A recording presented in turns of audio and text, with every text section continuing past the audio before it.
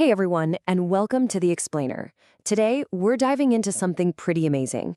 A way of farming that's somehow thousands of years old, but at the same time, it might just be the radical vision we need for our future. It could completely change how we think about our food and the planet. So I want you to just picture this for a second. What if a farm could also be a forest? Imagine a single piece of land that's giving you crops, raising animals, and growing these huge, incredible trees, all working together in perfect harmony. It sounds a little out there, right? Like something from a fantasy novel? But nope, it is a very real thing, and it's called agroforestry. So, how is this even possible? To really get it, we've got to break down the core idea first. What exactly is agroforestry?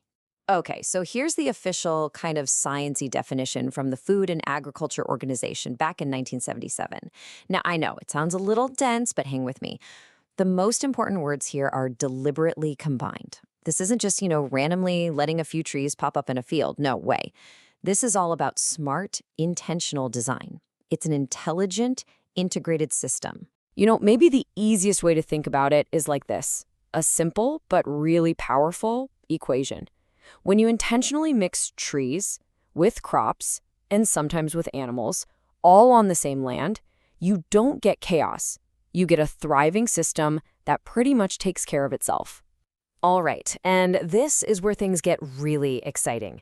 The benefits of doing this create what you could call a triple win. It's a win for the farmer, it's a win for the farm itself, and, you guessed it, it is a massive win for the entire planet. First up, let's talk money. Win number one is all about the farmer's wallet. Think about it. Instead of putting all your eggs in one basket with a single crop that could fail, a farmer suddenly has multiple streams of income. We're talking food, stuff to feed their animals, fuel wood, even valuable timber, all from the same plot of land. That means a much more stable income.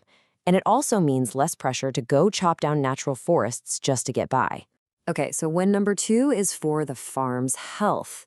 The land itself gets a major boost. These systems are basically designed to heal themselves.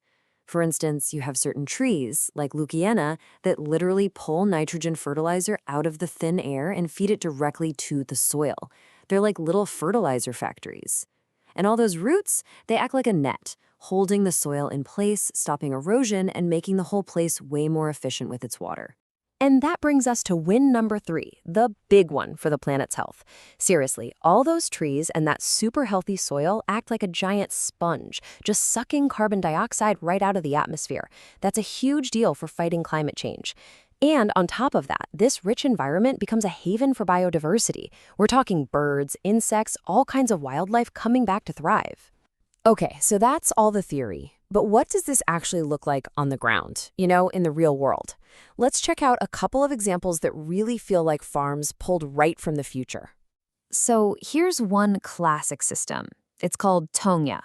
The idea is you plant these super valuable timber trees like teak, but in between the rows, you grow your food crops, like rice. What's so smart about this? Well, the farmer gets food to eat and sell right away, while that big payoff from the timber grows over time. It is literally the best of both worlds, happening on the exact same field. Then you've got another amazing setup called the silvopastoral system. This one is all about mixing trees and animals. You might have trees like acacia, which give awesome shade, shelter, and even provide food for the animals. And right underneath, you have your livestock grazing on pasture grasses. It's just a perfect synergistic partnership. So let's zoom out, the big picture here. When you pull all of these pieces together, what does it all mean? Why does this ancient idea matter so much right now? Maybe more than ever before. Look, at the end of the day, agroforestry isn't just some clever farming trick. It's a whole different way of thinking. And this quote really just nails it. It's a multi-benefit ecological approach. It's about boosting how much we can grow while bringing our environment back into balance. And that really leaves us with one final, and I think really powerful question to think about.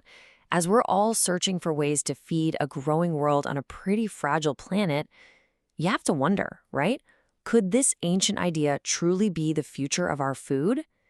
Thanks for joining this explainer.